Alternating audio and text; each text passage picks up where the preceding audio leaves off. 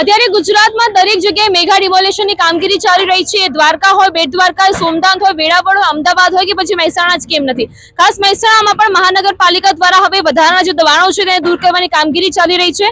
મહાનગરપાલિકાના દરેક અધિકારીઓ અત્યારે જેટલા પણ રાધનપુર રોડ પર જેટલા પણ વધારાના દબાણો છે તેને દૂર કરવા માટે આવી ગયા છે।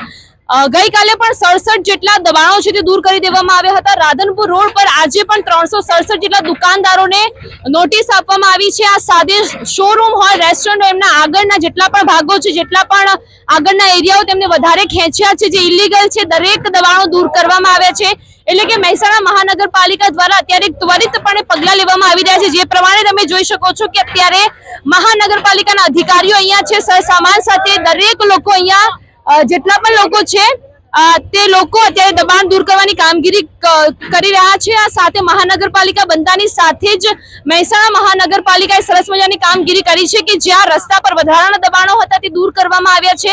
અત્યારે ગુજરાતમાં દરેક જગ્યાએ મેગા ડિમોલેશન ચાલી રહ્યું છે।